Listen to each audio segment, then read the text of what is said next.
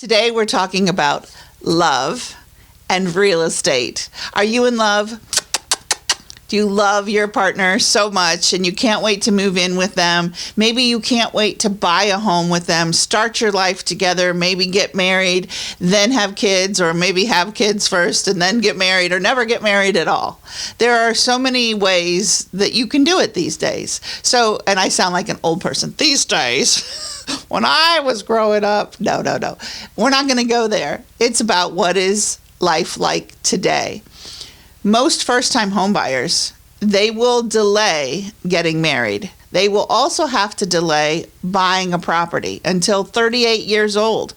That seems like a long time to wait if you're going to build equity for your future.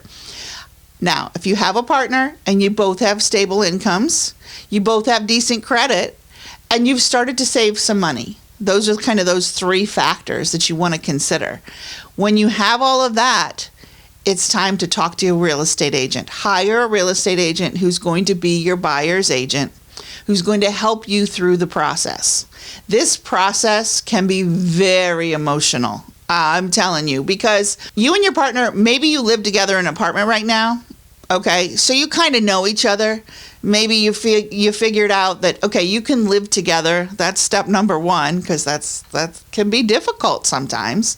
But do you agree on everything? Do you agree on the location of where you want to buy a home? Do you agree with the style of home, the number of bathrooms? Buying a home is one of the most emotional things that you can do in your lifetime. So what are the big emotional things that you're going to do in your life? Well, number one, you're going to get married if you are. That's emotional. That's extremely stressful. If you put on top of that, if you're piling on a little cake, let's make a little bit of a layer cake, shall we? Let's make a wedding cake. You're going to get married. Okay. Then the next layer, do you want to buy a house? And then if you put kids on top of that or whatever, then you've got a heck of a cake going on. But emotions are so very important. And if one partner wants to make sure that they have it their way or the highway, it may not work out. So you have to consider who's going to win if you have a tie. Maybe one spouse loves the house, the other one, it's okay, but I'm not in love with it. Do you go ahead and buy it? You risk the partner who didn't really love the house saying, I told you so, the first time something breaks. So again, let's try not to make conflict ahead of schedule. Let's try to avoid as much conflict as possible.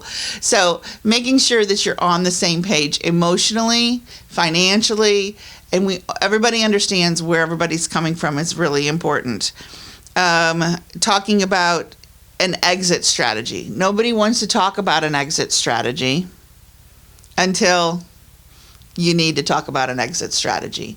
It's not a bad idea, especially if you're not yet married, to have some sort of an agreement. Whether it's verbal, whether it's in writing, whether you hire an attorney, whatever your decision is, it is smart to think about what happens if we break up.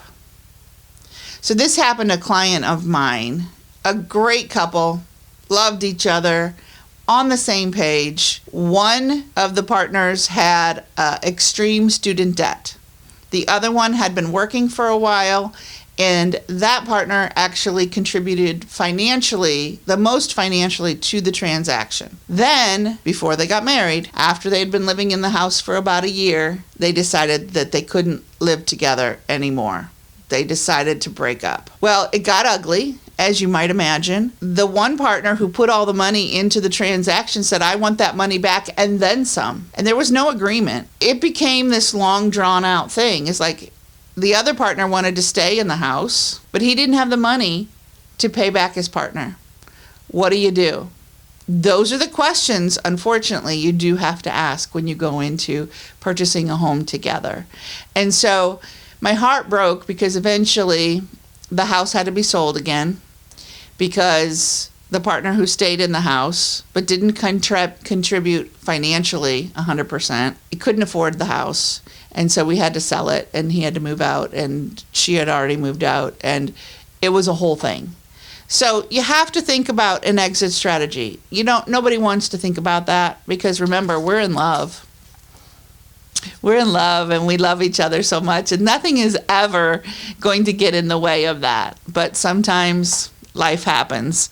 So make sure that you're both on the same page. You understand that you're getting into the biggest financial commitment of your life, especially if it's a first-time home buyer, if it's the first time either one of you have purchased a property. Now, once you get into, let's say you get married, at that point, you both have it's an equal situation as far as the courts are concerned, the law is concerned. There's something called dower rights. And when you're married and you sell a house, maybe one partner bought the house before you got married and before they got moved in, and that partner says, whoa, it's my house, it's my money. Well, you got married in the state of Ohio. The spouse has dower rights and has rights to the property, even if they are on the deed or not, if you're married. So there's a lot of things to consider when buying a home, things that you wouldn't even imagine. So the best thing that you can do is talk to an experienced real estate agent, talk to a real estate attorney if you don't have an agent, and find out what the facts are. Find out what you can and cannot do. Find out the rules, and the situation is going to be different for each and every person.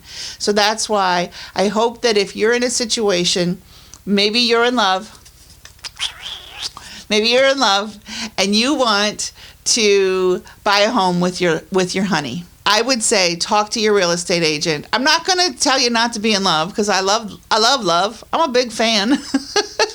But you want to make sure that when you get into the process of buying the home and then making that transaction all the way to the finish line, putting the keys in that front door, it doesn't end there. So you really want to talk to someone, your trusted advisor. That's your real estate agent. That's what I like to be. I'm like your real estate mom, Michelle Sloan, with SloanSellsHomes.com. And you are listening to the Sloan Sells Homes Open House right here on all of your favorite social media platforms.